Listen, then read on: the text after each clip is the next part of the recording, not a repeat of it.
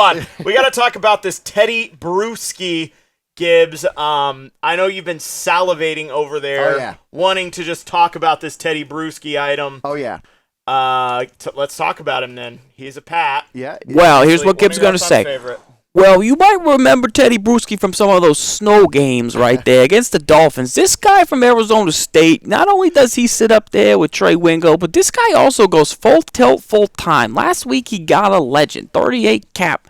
He's only 6'1", and he's maybe a little bit slow, but the amount of heart that this guy has, I tell you what, he's a grinder out there. I love Teddy Bruschi. I met this guy. I got a book signed by him.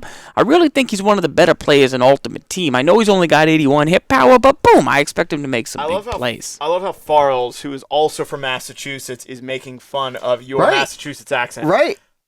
Gibbs, I noticed he's got that 93 awareness. How important do you actually think, and obviously, that's playing into his overall rating. How important do you think awareness is for a middle linebacker? Sure. So when we're talking about for building for a salary cap team, I think that if you're going to use this guy as a user, you got to rethink everything.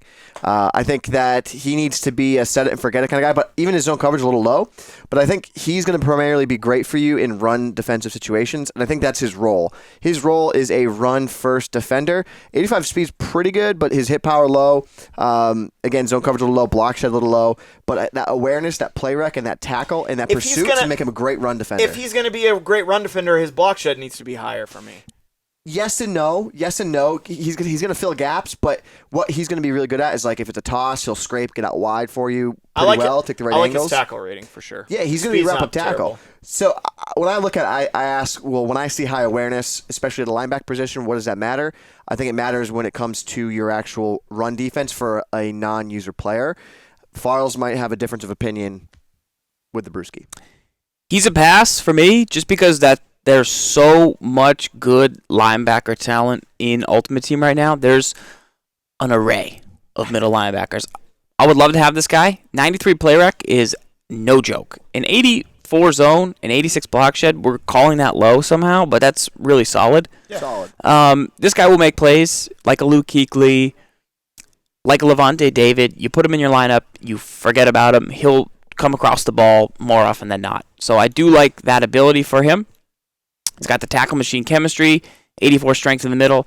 But for what I want to do at my middle linebacker position, I need a little bit more speed on he would be my second middle linebacker. I would use somebody else, either the Buchanan or the Urlacher or a Nitschke, somebody of that type. And then I would say my second linebacker, I need like a Wagner or a Buchanan or a Mark Barron who's faster and can man up guys. Bruschi is going to be more of a zone coverage guy.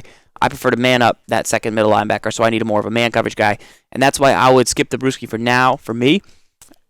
Compare him to the Singletary, see where the price falls at, and then move on from there. But you can't deny the play rec. I'm going to go here for me, and I'm going to go here for guys exactly like Gibbs said, who need a middle linebacker that they don't want to use her. Right. If I have another middle linebacker that I like to use her, a guy with more speed, I definitely want Bruschi on that other side to handle the defense that I'm not controlling with the sticks.